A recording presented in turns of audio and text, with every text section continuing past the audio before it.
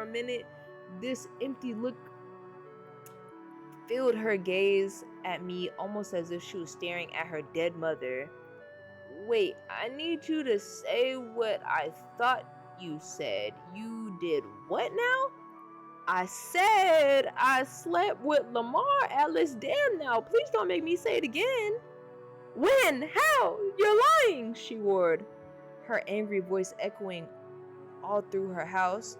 Please calm down, Alice. You're gonna put too much stress on yourself. Let's go downstairs and let me explain everything. Rapidly shaking and waving her fingers.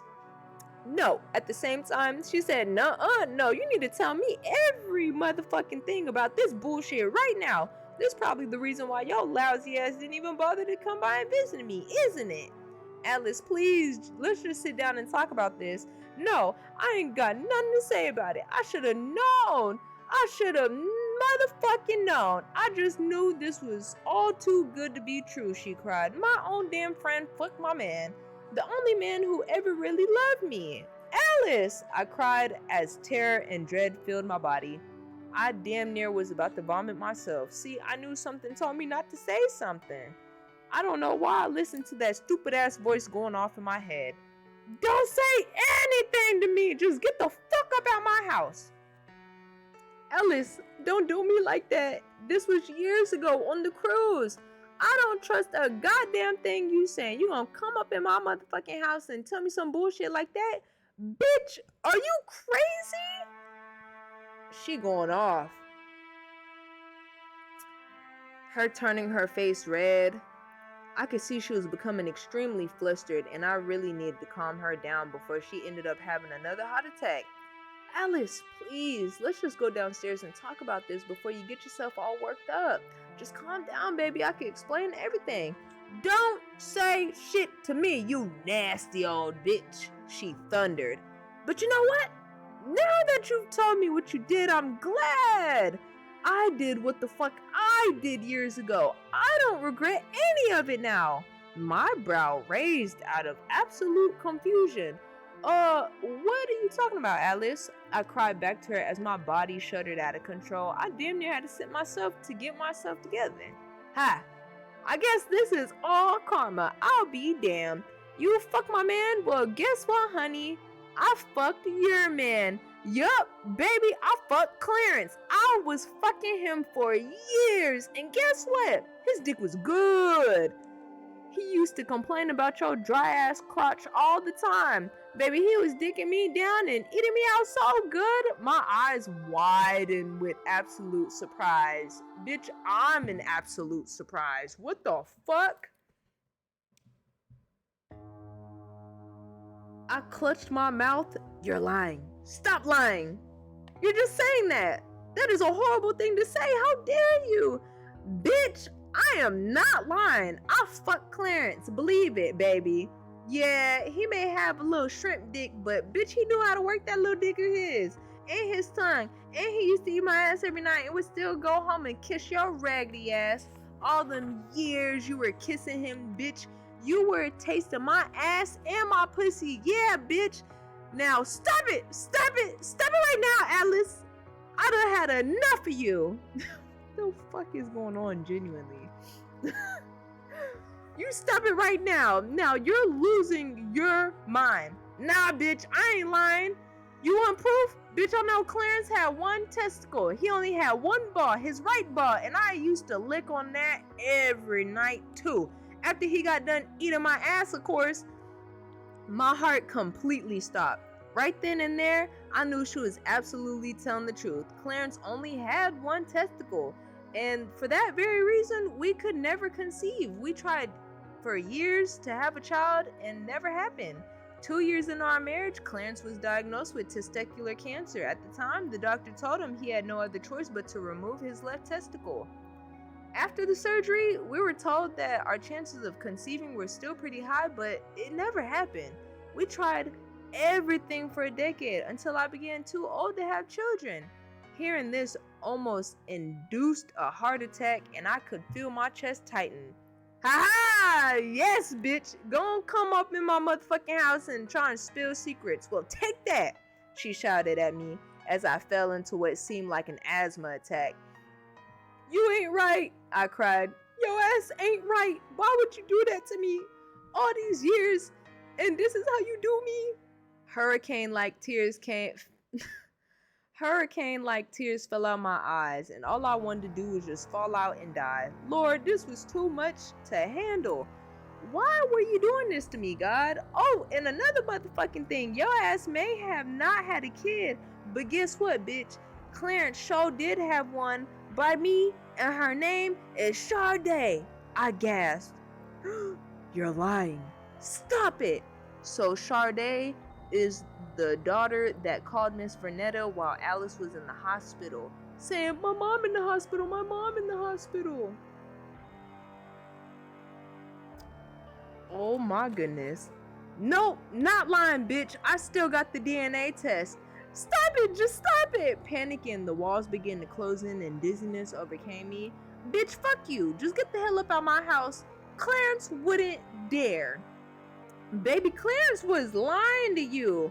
The reason why he couldn't have babies with your ugly raggedy ass is because after he got pregnant with me, he got a vasectomy. Now get the hell up out my house. She bellowed as she pointed down the staircase towards the door. Those words instantly triggered me. Everything around me turned red. You fat bitch, I'ma kill you. I didn't know what came over me. Without hesitation, I lunged at Alice and pushed her down the staircase. Ah! She screamed as her body tumbled down the long staircase. Everything happened instantaneously, and before I had a chance to process everything, she was now down on the floor. She didn't move at all, still standing at the top of the staircase. Reality set back into my mind, and I saw Alice sprawled out near the foyer. Alice? Alice! I cried out as I quickly made my way down the stairs. However, as soon as I got close enough to her, I saw that she had a puddle of blood leaking from her head. Oh no, Alice, wake up! Oh Lord, wake up, baby! Now we are halfway through the book.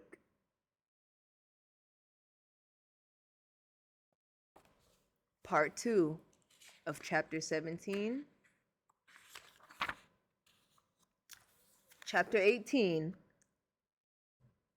It's called Vernetta. Wait, what was the name of the last chapter? That's fucking crazy. Oh, Chapter 17 didn't have a title. So, Chapter 18, Vernetta.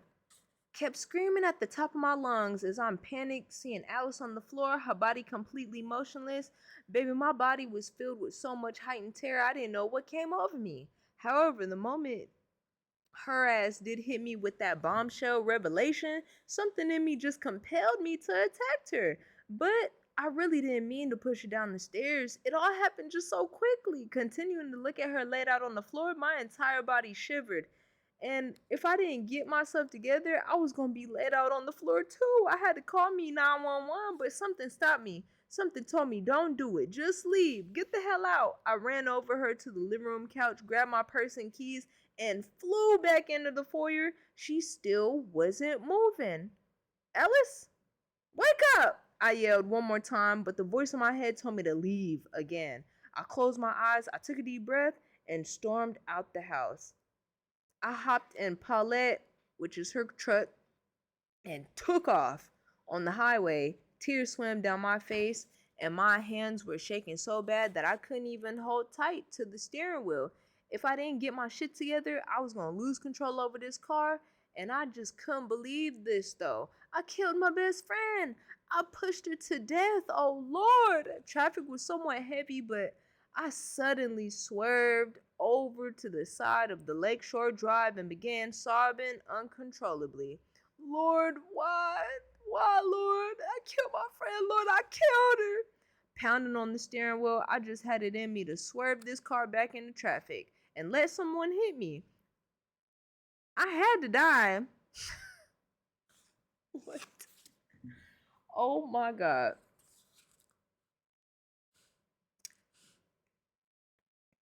I was ready to go, Lord. Stop it, just shut up. Stop it right now. I snapped. I instantly checked myself back into reality. Get it together. Fuck that hoe. She fucked your man and had a baby by him. Fuck him. Fuck her.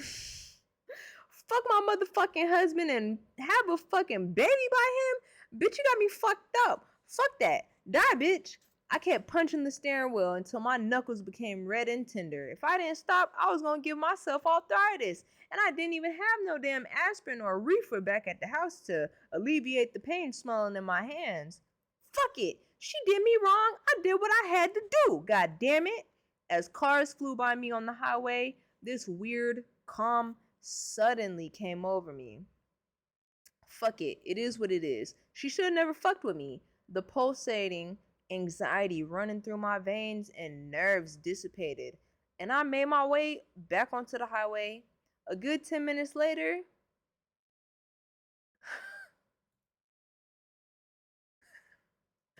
a good 10 minutes later, I made it back home. As soon as I parked, I dashed into my house, went straight to my bedroom, and collapsed onto the bed. I had to get everything that happened out my head. Trying my best, I squeezed my eyes shut. I just focused on the darkness I saw. But the more I tried to blank everything out my mind, the more I kept seeing flashes of what happened. I really pushed her down those stairs and I watched her possibly bleed to death. Everything from what she told me about her and Clarence to me pushing her down the stairs kept firing off in my head.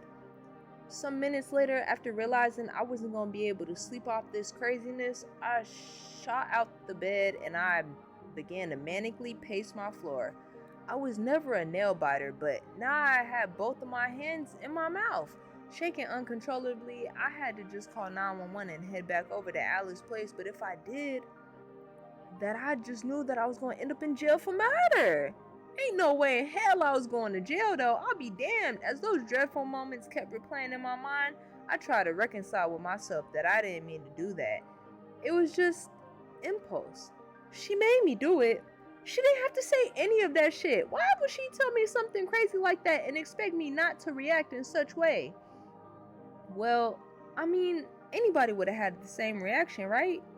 Could you imagine if your best friend told you out the blue one day she slept with your husband? And even worse, she then told you she got pregnant by him knowing good and goddamn well you couldn't get pregnant? That fat bitch had me all the way fucked up, and the more I ruminated on it and everything went down, the more I realized I was justified in doing what I did because she made me do it. I told her to calm her ass down, but she kept egging me on. Although tears of guilt began to escape from the corners of my eyes, I wiped them away. With the absolute quickness, fuck Alice, fuck Clarence, and fuck Sade. Yeah, fuck them all, goddammit. I don't even give a good goddamn fuck. Fuck all of them. Rot in hell, bitch. I roared so loudly that my voice probably pierced the walls through to my neighbor's house. But I didn't give a fuck no more. I did what I had to do. Still shivering, I realized I needed to take me a hot ass bath to cool these nerves, child. So I rushed over into my bathroom and got the bath going. However, before I got my bath started, I stood still for a moment. My finger tapping my chin, and suddenly thought came over me. Now that I thought about it, I probably need to get some reefer and some liquor to knock the hell out. I ain't got drunk or high in a minute, but Lord knows I need something right now to get this crazy shit off my mind. I ran the hot water in my tub and threw in some Epsom salt and lavender. Then I marched back into my room and called up the young boy who used to sell me reefer. I grabbed my phone out of my pocket and hopped on that. I still had Hakeem's number locked in my phone, and lo and behold, after scrolling through my contacts, I landed on his name. Thank God. But as soon as I was about to dial the number, my phone began vibrating, and I saw Sade's name flash across the screen. My eyes exploded with fear. I knew what she was calling me about had to be about her good for nothing ass. Had to be about her good. Had to be about her no good ass trifling mama who I just pushed to death.